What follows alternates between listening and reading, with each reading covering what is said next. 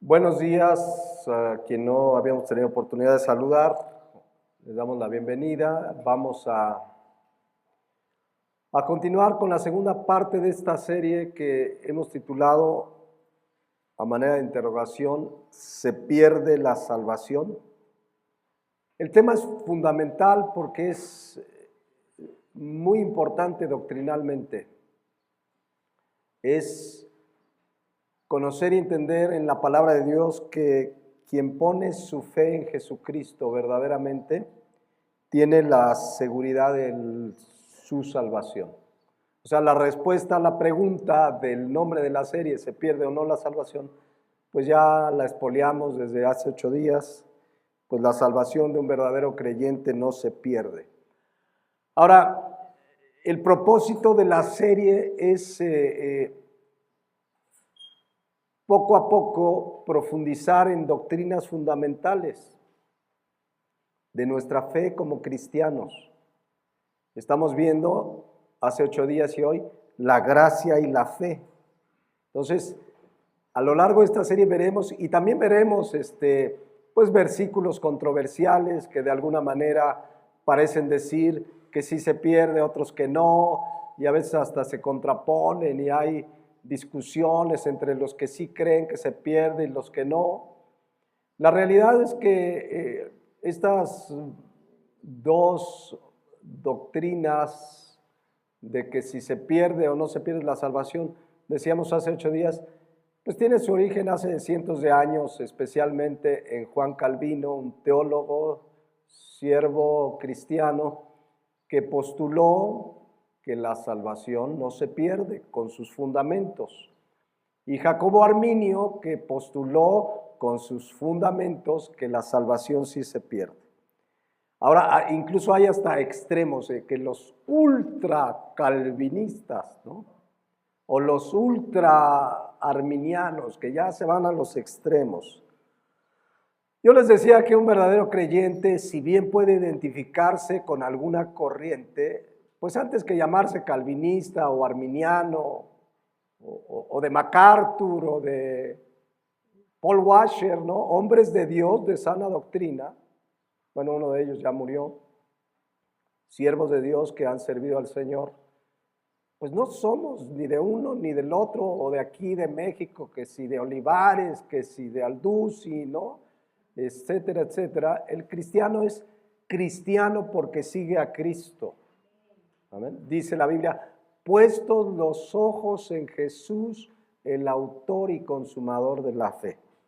Entonces, podemos defender nuestras posturas.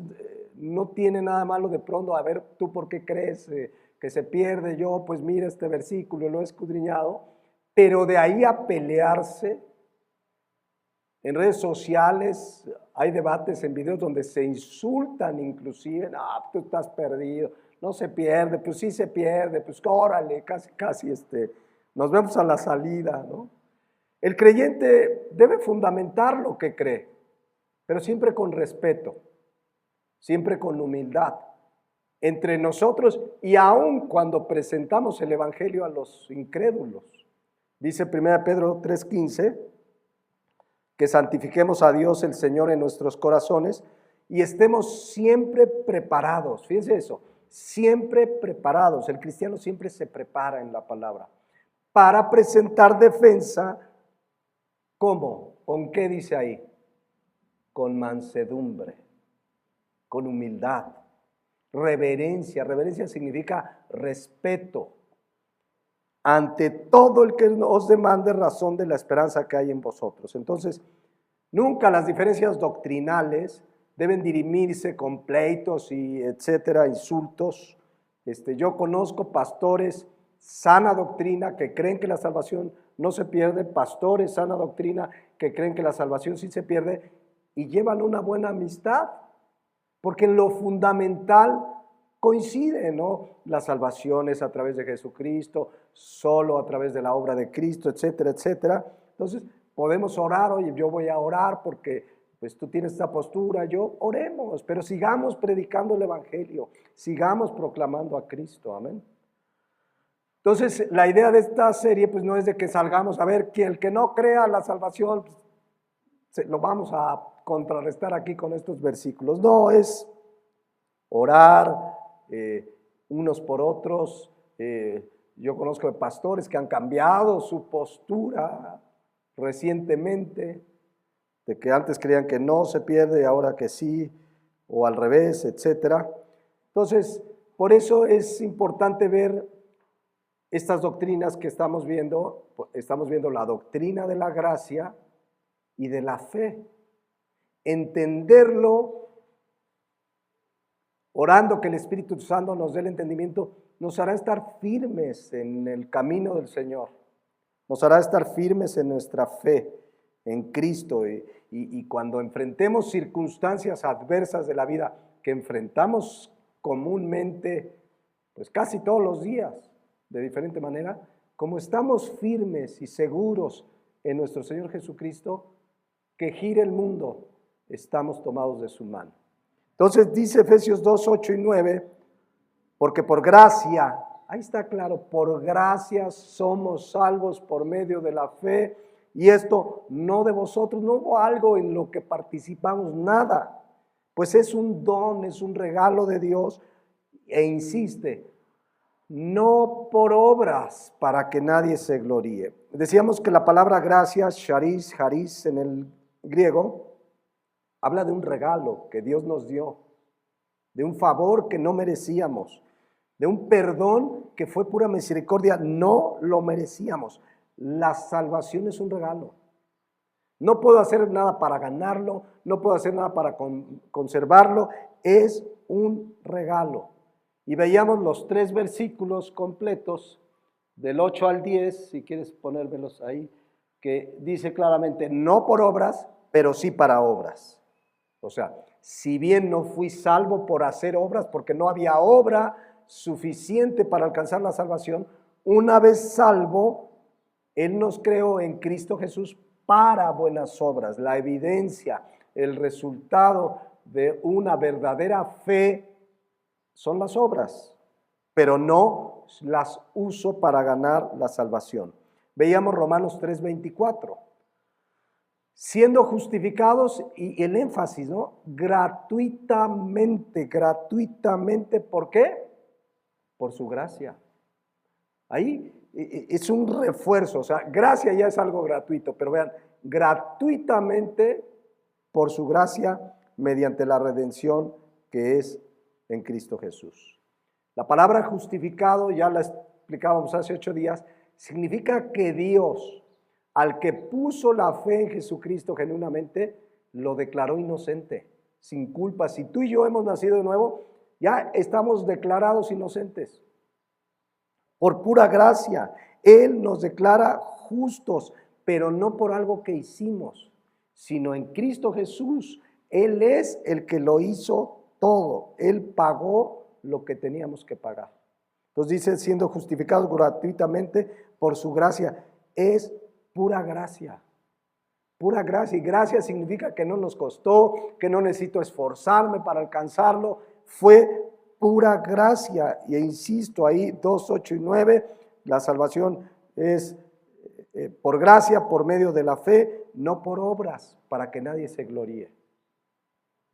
Ahora, si alguien dice que tiene fe y no hay obras, Santiago 2:20 lo aclara.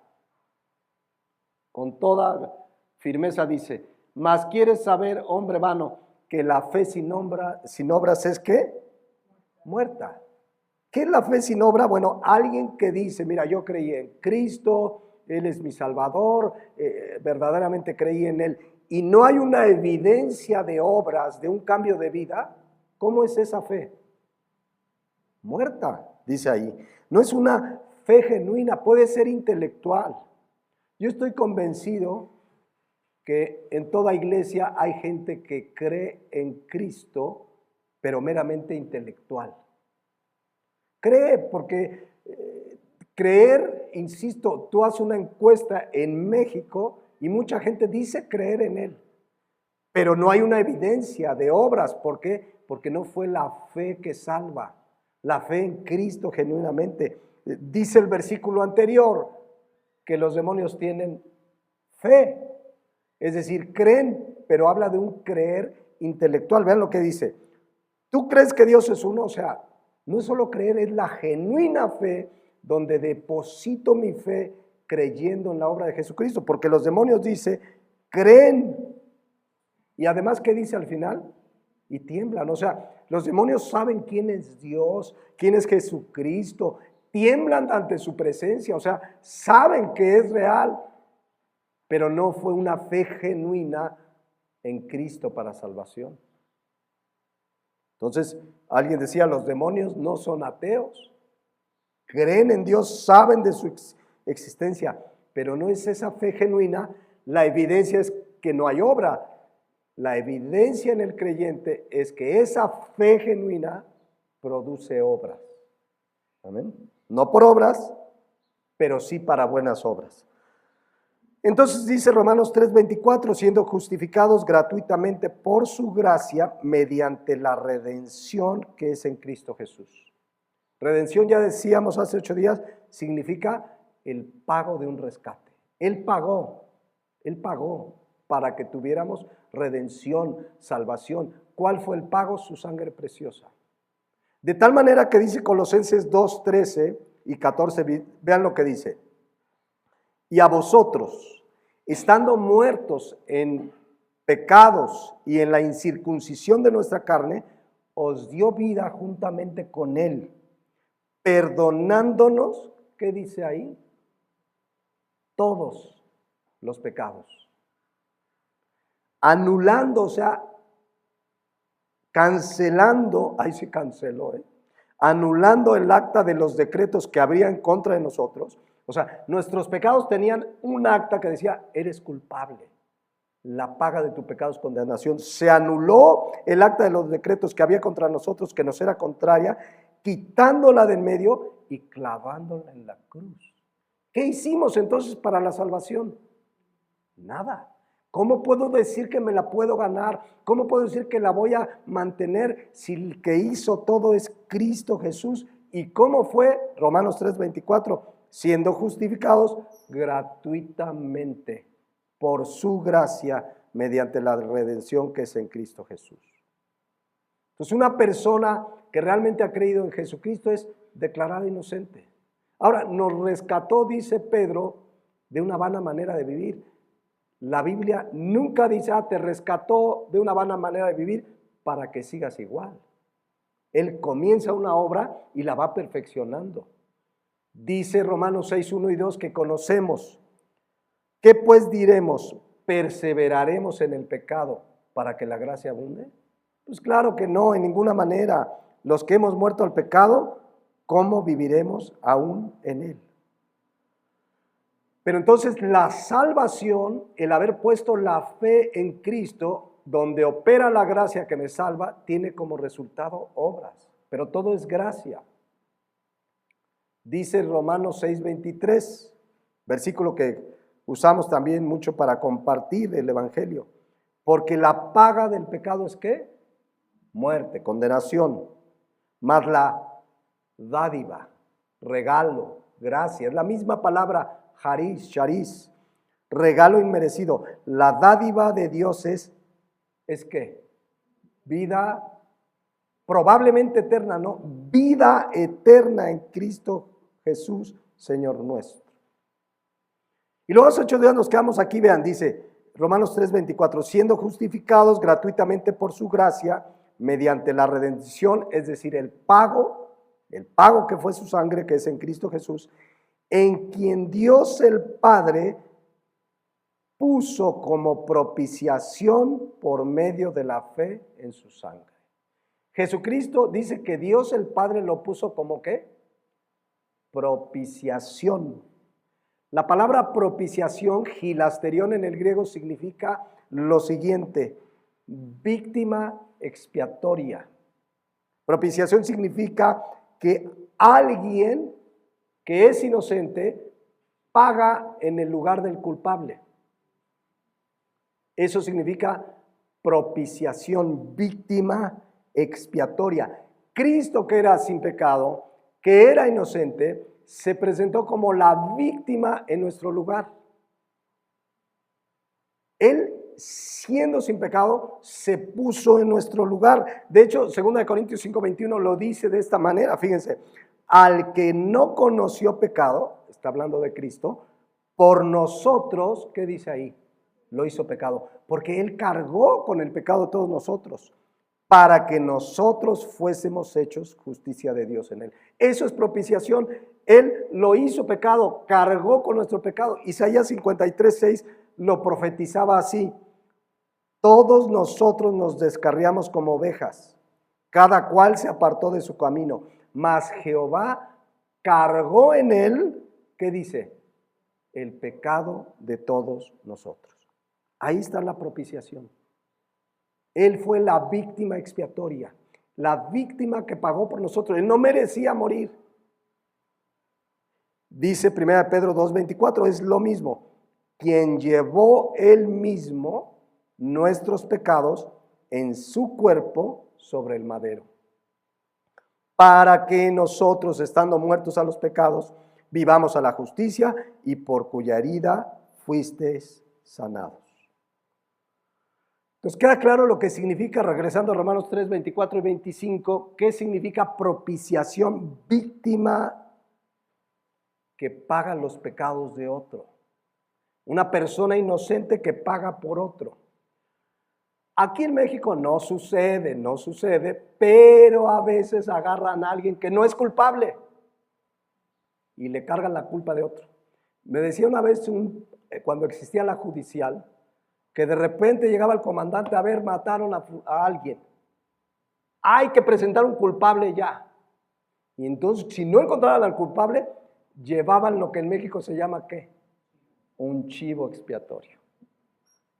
Y pasa mucho, sigue pasando, que cuando de repente algo pasa, no lo pueden resolver con tal de dar resultados. Pues mira, este andaba por ahí, pues ni modo, estuvo en el lugar y la hora equivocado, y lo llevan de chivo expiatorio. Ahora, ese lo llevan a la fuerza. A veces le dan sus métodos de convencimiento. O sea, le dan sus guamazos. Pero en el caso de Cristo, Él voluntariamente dijo: yo doy mi vida. Yo quiero pagar. Él, que era sin pecado, Él siendo Dios, no estimó el ser igual a Dios como cosa a que aferrarse, dice la palabra de Dios. Entonces, Romanos 3:25, vuelvo a leer, dice ahí, a quien Dios puso en propiciación, pero vean, ¿por medio de qué? De la fe en su sangre.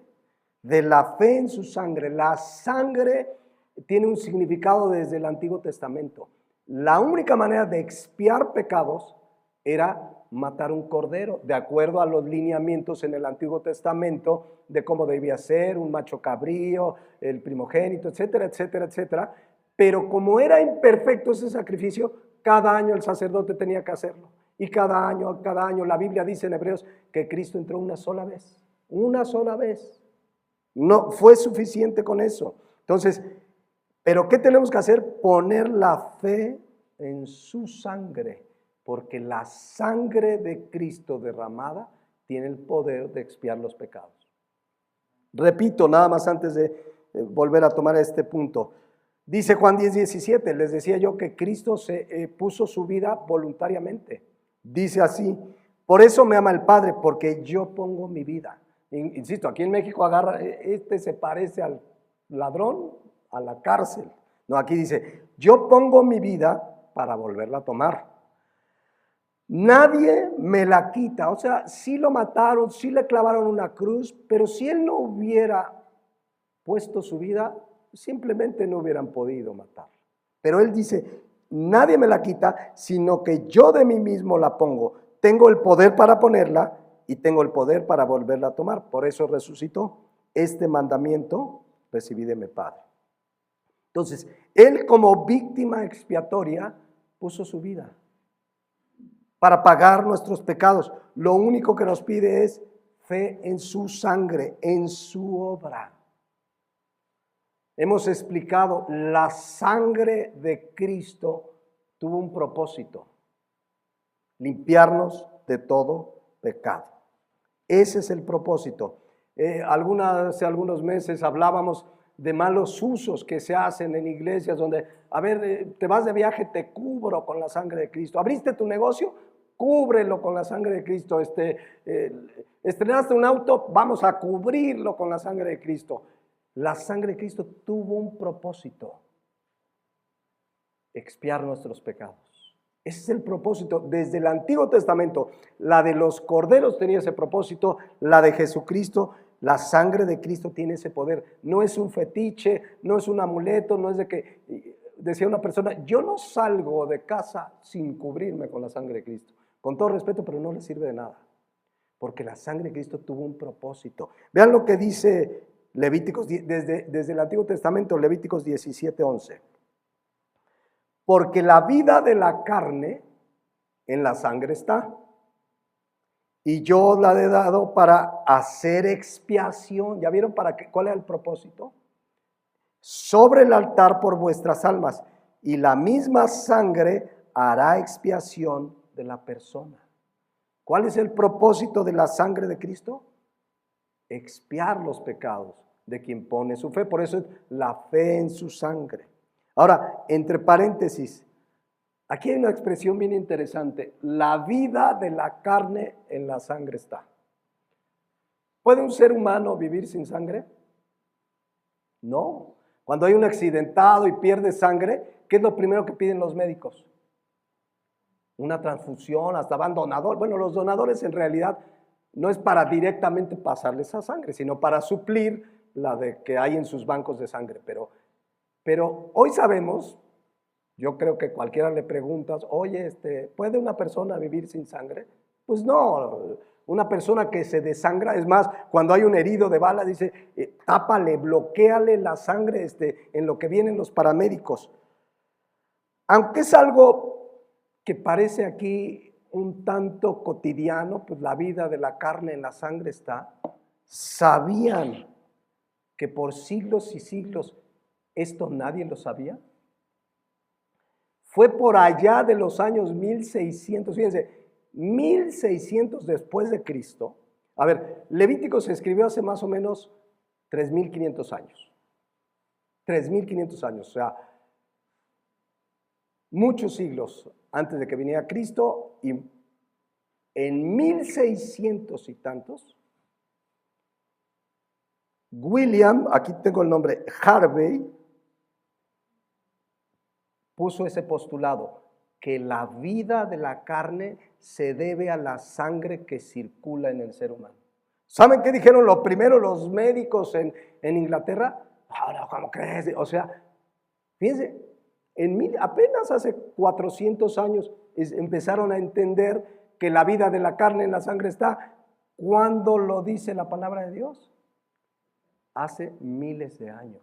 Entonces, bueno, ese como un dato adicional de lo maravilloso que es este libro santo. La vida de la carne en la sangre está. Entonces, por eso, si no hubiera habido derramamiento de sangre, no hubiera habido perdón de pecados. Dice Hebreos 9:22. Y casi todo es purificado según la ley con sangre. Y sin derramamiento de sangre no se hace remisión. O sea, si Cristo no hubiera derramado su sangre, no hubiéramos tenido la posibilidad de ser salvos. Y todo porque dice Isaías 53:5 que Él fue herido por nuestras rebeliones, molido por nuestros pecados. El castigo de nuestra paz, el castigo que merecíamos, dice aquí, fue sobre Él. Y por su llaga fuimos nosotros curados. O sea, la única manera de poder reconciliarnos con Dios, porque eso significa paz. Paz significa unir. Para que pudiéramos tener la paz con Dios, el castigo tuvo que venir sobre Jesucristo, que cargó con nuestros pecados. Por eso dice Romanos 3:25 que Dios puso como propiciación a Jesucristo por medio de la fe en su sangre. Entonces, claro que la sangre de Cristo tiene poder para limpiar nuestros pecados. Amén. Entonces, y dice ahí, para manifestar su justicia, escuchen, a causa de haber pasado por alto en su paciencia los pecados pasados. Este es lo más maravilloso. Cuando alguien pone la fe en Jesucristo, en su sangre, en su obra, les son pasados por altos, ¿qué? Sus pecados. Y Dios aplica su justicia. Esto es maravilloso, o sea, no hay pecado. Dice 1 Juan 1:7 que la sangre de Cristo nos limpia de todo pecado. La sangre de Cristo nos limpia de todo pecado. Entonces, dice aquí, a quien Dios puso como propiciación, la víctima inocente que se puso en nuestro lugar por medio de la fe en su sangre para manifestar su justicia a causa de haber pasado por alto en su paciencia los pecados pasados. Quiero que noten algo ahí. Dios puso como propiciación por medio de la fe en su sangre. Vean que nosotros no estamos involucrados en la obra salvadora. Su sangre, número uno, su sangre, no intervenimos. Para manifestar ¿qué? Su justicia, no nuestra justicia, no intervenimos en ellos. A causa de haber pasado por alto en su paciencia los pecados pasados. Toda la obra fue de Él. Su sangre, su justicia, su paciencia, todo es Él. El ser humano no participó en su salvación. Por eso dice el 26, con la mira de manifestar en este tiempo su justicia, escuchen, a fin de que Él sea el justo y el que justifica ¿a quién? ¿A quién justifica? Al que es de la fe en Jesús. Si dijera, el que justifica al que hace buenas obras. Bueno, mira, Él justifica al que hace buenas obras. No, Él justifica al que es de la fe. Entonces ya vieron, gracia y fe. Versículo 27. ¿Dónde pues está la jactancia? O sea, ¿dónde alguien puede decir, no, pero yo ayudé en algo? No, pues es que él vio algo en mí, es que me vio que yo tengo buena labia y que podía predicar, o vio que yo tengo buena voz y podía alabarle, o que yo me gusta servir. Nada. Dice, ¿dónde está pues la jactancia? ¿Quién puede decir, bueno, me salvó porque algo vio en mí? No es cierto. Dice, ¿dónde está pues la jactancia? ¿Y qué dice ahí? Queda excluida. Nadie puede jactarse, nadie puede decir, me salvó por algo, es que algo vio, no vio nada, estábamos muertos en nuestros pecados.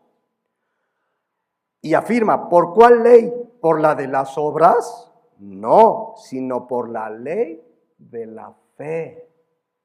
Concluimos, o sea, ya, para que quede claro, dice Pablo, concluimos pues que el hombre es justificado por la fe sin las obras de la ley.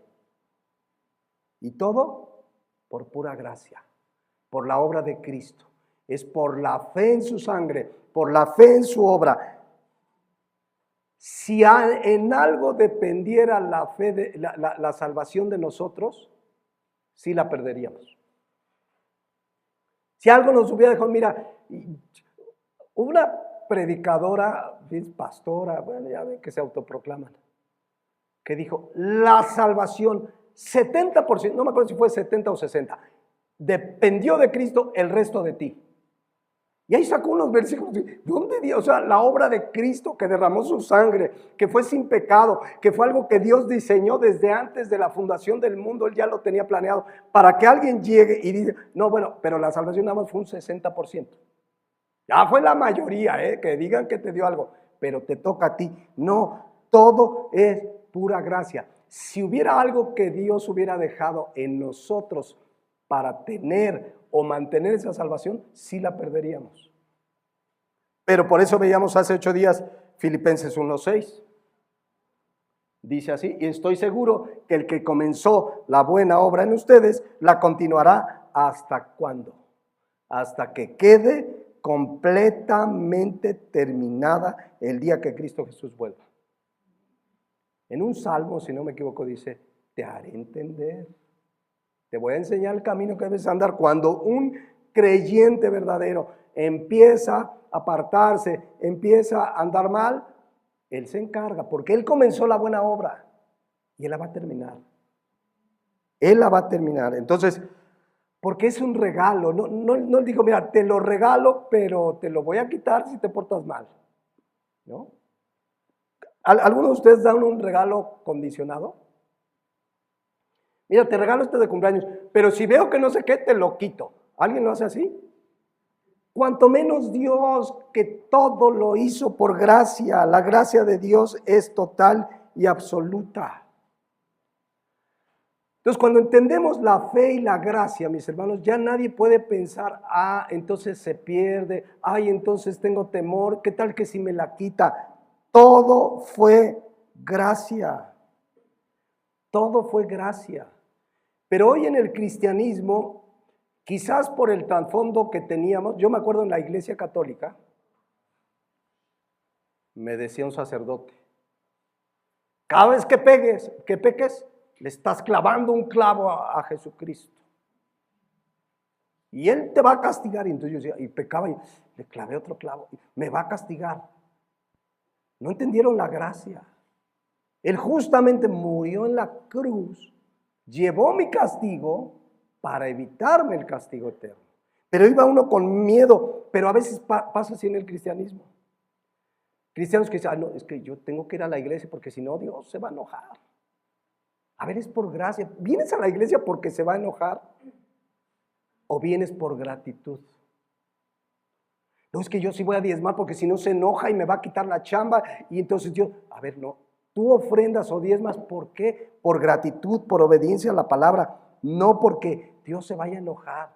Es que tengo que ir a la iglesia. No tienes que ir. El cristiano anhela, ¿cómo decía el Salmo? Qué alegría cuando me dijeron, vamos a la casa del Señor. Entonces, esas son parte de las buenas obras que Él preparó de antemano. Ahora el creyente quiere orar, quiere leer la palabra. Una vez un pastor decía, el que no ora una hora, no es hijo de Dios. ¿Y saben de dónde lo sacó? Estaba explicando Mateo 26:40. Cuando Cristo en el Getsemaní, pues venía la hora difícil de toda la pasión, el sufrimiento que iba a pasar, y los mandó a velar y les dijo ahí, así que no habéis podido velar conmigo una hora. Y entonces de ahí estableció que mínimo debíamos orar una hora. No, el creyente tiene una necesidad de comunión con Dios. No sé si una hora, si dos, si a veces en la mañana 20 minutos, si al mediodía una, no sé, esto es por gracia, no por imposición. O el que no lea un capítulo diario está condenado. ¿Cómo es eso? No se ha entendido la gracia de Dios. O el que no se bautice. No, a ver, yo obedezco el mandato del bautismo porque lo manda mi Señor, pero yo no soy salvo por bautizarme. Todo es Efesios 2:8-9, porque por gracia somos salvos por medio de la fe, y esto no de vosotros, pues es don de Dios, no por obras, para que nadie se gloríe. A ver, todos recuerdan a Pablo, la historia de Pablo. Pablo dice, Hechos 8:1, que cuando mataron a Esteban, ¿qué hizo Pablo? Dice que consentía en su muerte. O sea, se puso contento. Qué bueno que se echaron a otro cristiano. Así, Pablo. No, pues no, ese ya lo tendríamos condenado al infierno, ya no tiene esperanza, porque consintió. No sabemos si él literalmente mató a alguien, pero sí pedía cartas y voy a ir a sacarlos y te los voy a entregar a la sinagoga. Vean lo que dice Hechos 9:1. Saulo, respirando aún amenazas y muerte contra los discípulos. O sea, él deseaba que los mataran, que murieran. Respirando amenazas y muerte contra los discípulos del Señor, vino al sumo sacerdote y pidió cartas, o sea, una autorización para las sinagogas de Damasco, a fin de que si hallase algunos hombres o mujeres de este camino viene con mayúscula porque habla del camino del Señor, los trajese presos a Jerusalén. O sea, uno diría, no, este cuate sí no tiene esperanza. Nadie lo puede alcanzar. Pues estaba buscando cristianos para matarlos. Mas yendo por el camino, aconteció que al llegar cerca de Damasco, repentinamente le rodeó un resplandor de luz del cielo. Pregunta, ¿Estaba Pablo buscando a Cristo? ¿Se acuerdan que hemos leído Romanos 3:10 que dice, no hay quien busque a Dios ni a un uno? Dice, mas yendo por el camino para apresar cristianos, para que los azoten, para entregarlos a muerte, aconteció que al llegar cerca de Damasco, repentinamente le rodeó un resplandor de luz del cielo, y cayendo en tierra, oyó una voz que le decía, Saulo, Saulo, ¿por qué persigues a los cristianos? Dice, noten esto es interesantísimo. ¿Por qué me persigues? Miren, ahorita hay persecución en gran parte del mundo. En México la hay en zonas muy focalizadas, Oaxaca, Chiapas, en algunas comunidades. Pero esos que están persiguiendo cristianos, ¿a quién están persiguiendo en realidad? Están en contra de Cristo. Él dice, ¿por qué me persigues? Él dijo, ¿quién eres, Señor? Le dijo, yo soy Jesús a quien tú persigues. Dura cosa te es dar cosas contra el aguijón. Y ese día, por fe, por su gracia, porque no se lo merecía, porque estaba en contra de él, porque iba en contra de Cristo, porque consentía la muerte de cristianos, porque los entregaba a muerte, pero por su gracia el Señor lo alcanzó. Esa es la gracia. Si a uno le preguntan, oye, ¿qué piensas de uno que está matando cristianos? No, pues ni qué esperanza. O sea, aún los que ahorita están matando cristianos en Medio Oriente, ¿tienen esperanza o no?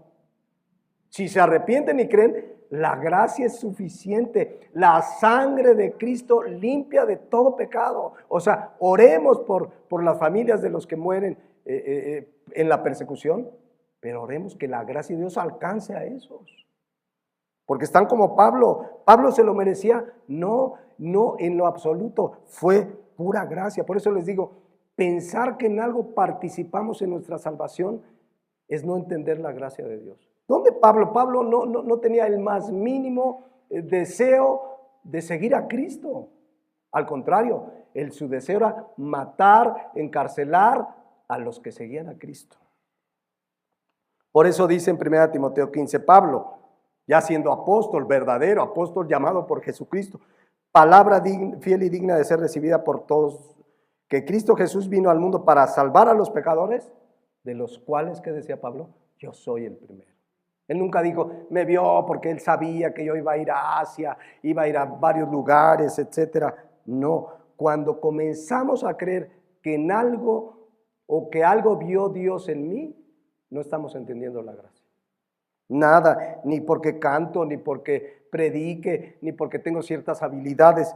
Todo es gracia, aún tus talentos. Si alguien es bueno para las matemáticas, alguien es buen arquitecto, alguien es buen cocinero, alguien es buen vendedor, buen comerciante, buen lo que sea, todo es gracia. Todo es gracia. Y lo único que tuvimos que hacer es venir a Cristo. No es por obras. Un día una persona me decía, a ver, pastor, le voy a contar, dice, de mi abuelita. Dice, mi abuelita, dice, es un pan de Dios. Ayuda a los pobres, siempre abre su casa para dar de comer a los vecinos que tienen necesidad. A mí me ayudó a pagar mi carrera. No, mi abuelita es, mire, de verdad, es una pera en dulce, ¿no? ¿Usted cree que se va a condenar? Digo, es que no es por obras. Mientras no ponga su fe en Jesucristo, pero ya nada más le falta eso, nada más. Ese detallito la va a condenar en el infierno si no cree. Compártele, porque aún que dice Isaías 64:6, que nuestras buenas obras, nuestras justicias son ¿qué? Como trapo de inmundicia. La Nueva Traducción Viviente dice, cuando mostramos nuestros actos de justicia, no son más que trapos sucios, porque nacen de una persona muerta en sus delitos y pecados. O sea, tengamos mucho cuidado. A veces vemos gente que tiene bondad, ¿no? Ay, mira, esa es buena onda, mira, esa ayuda. Qué bueno y tiene su mérito, pero no para salvación. Ni Dios va a decir, como es bueno, entonces no. Y Pablo era bueno si estaba persiguiendo cristianos. Entonces, nada tiene que ver lo que hicimos con la salvación. La salvación es meramente una gracia. Y cualquiera que se crea que mereció algo, Santiago decía en Santiago 4:16, pero ahora os jactáis en vuestras soberbias. Toda jactancia, todo creer que yo tuve mérito, dice aquí, es mala. Todo fue pura gracia.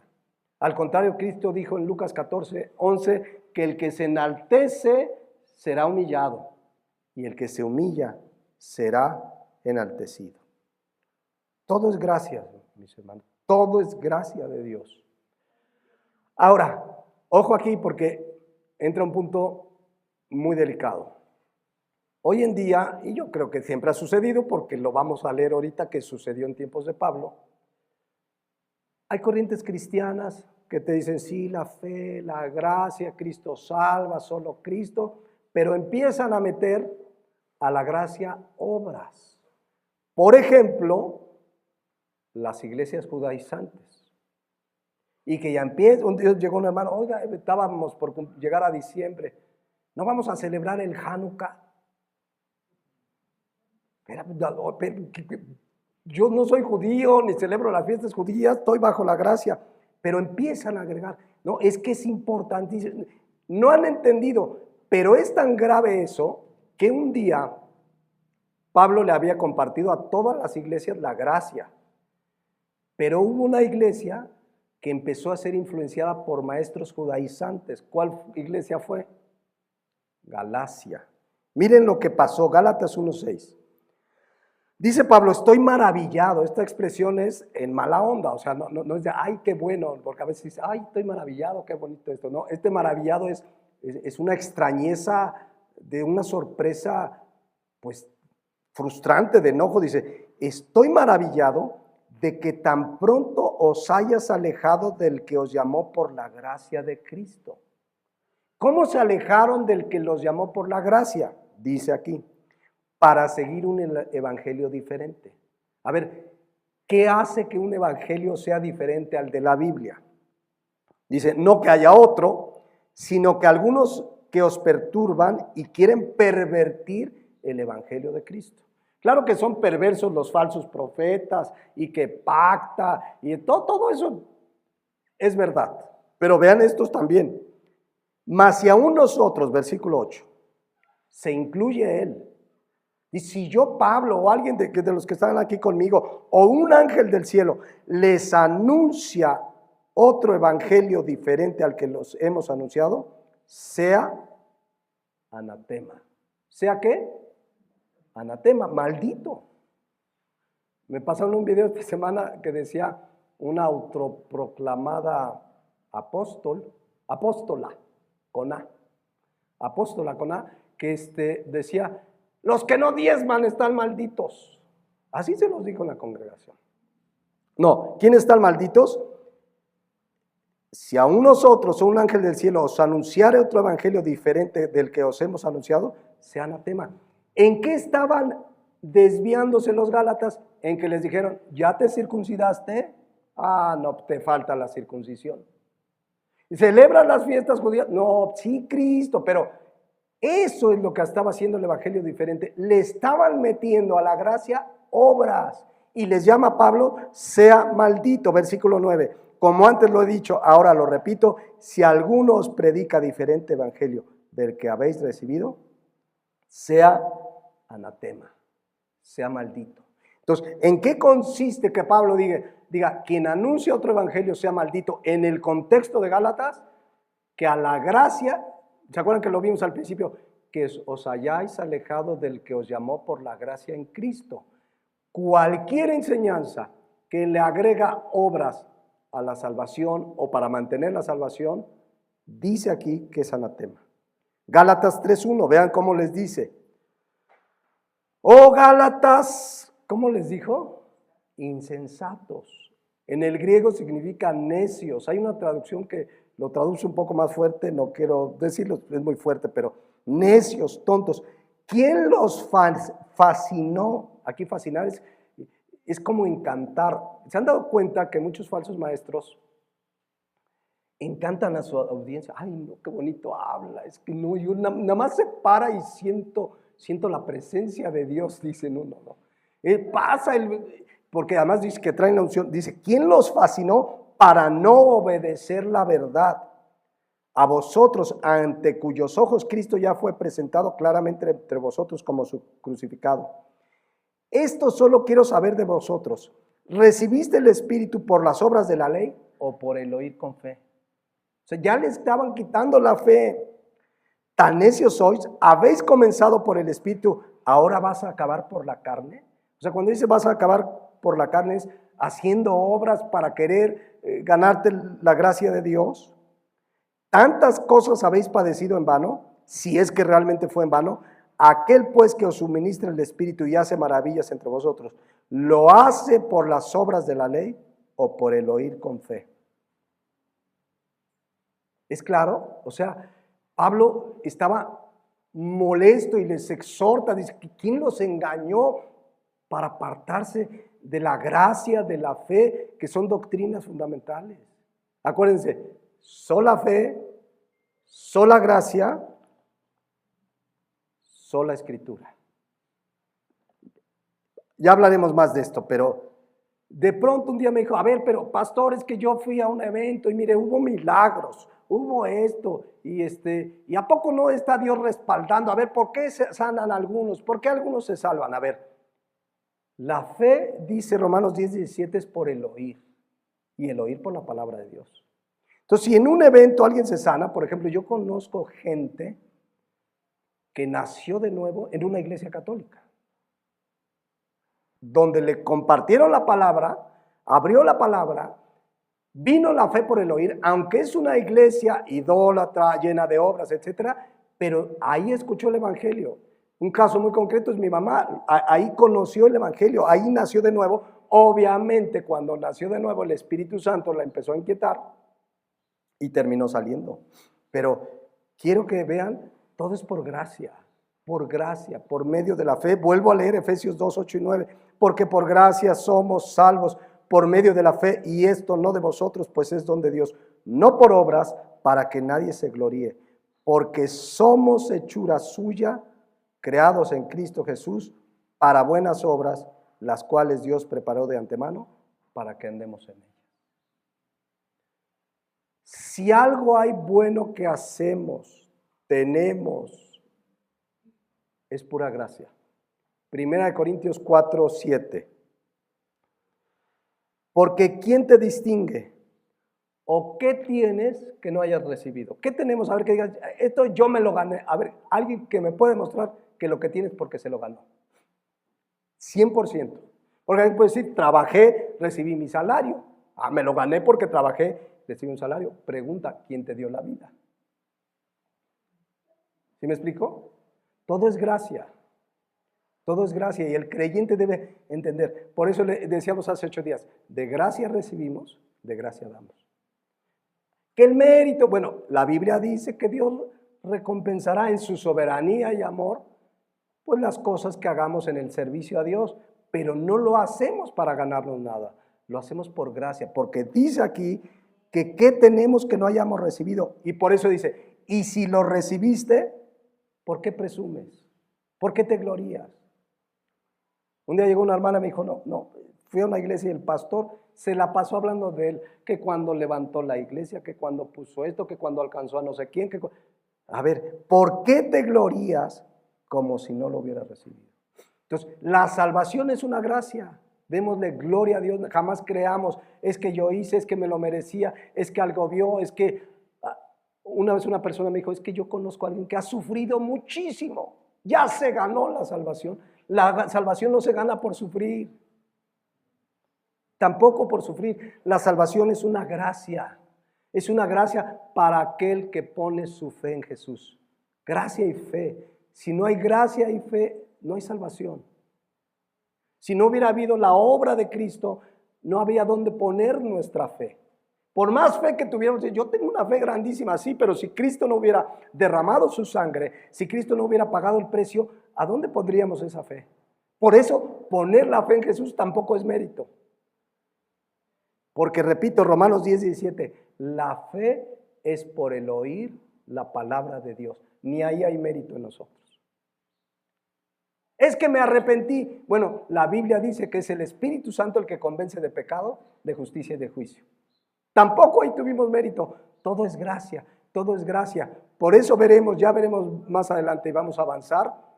Veremos argumentos a favor y en contra de que la salvación se pierde. Pero yo creo que con lo que hemos visto hasta hoy, y aquí le vamos a dejar, debemos entender, si todo fue gracia de Dios, por medio de la fe, no participamos. No hay nada absolutamente en el que el creyente participe en su salvación. Pero tampoco, y lo vamos a abundar más adelante, tampoco podemos hacer nada para mantener esa salvación. Es que yo vi un versículo que dice, esfuérzate en la gracia. Ya lo veremos. Es que vi un versículo que dice que cuidemos nuestra salvación con temor y temblor.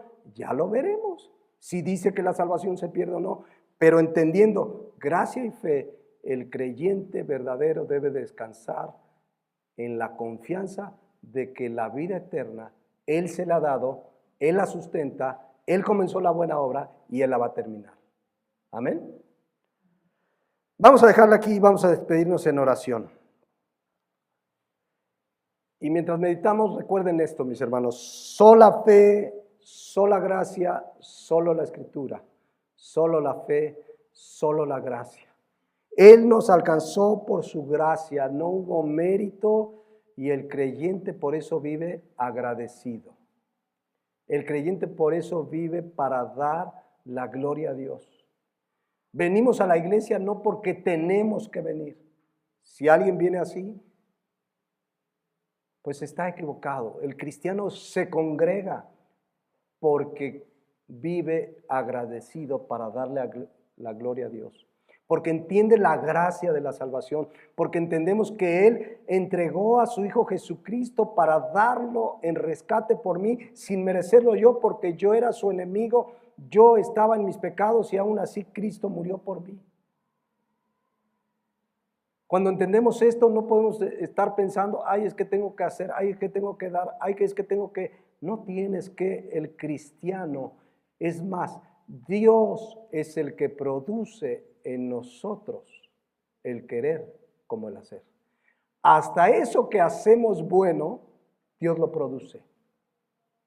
Es su mérito. Por eso cuando alguien hace algo bueno, debe darle la gloria a Dios.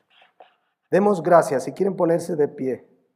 Demos gracias porque Jesucristo, lo leímos hace un rato, Él dio su vida por ti y por mí. Nadie se la podía quitar. Él la puso y Él la volvió a tomar. Y todo para darnos esperanza. Padre, te damos gracias porque pusiste como propiciación a Jesucristo.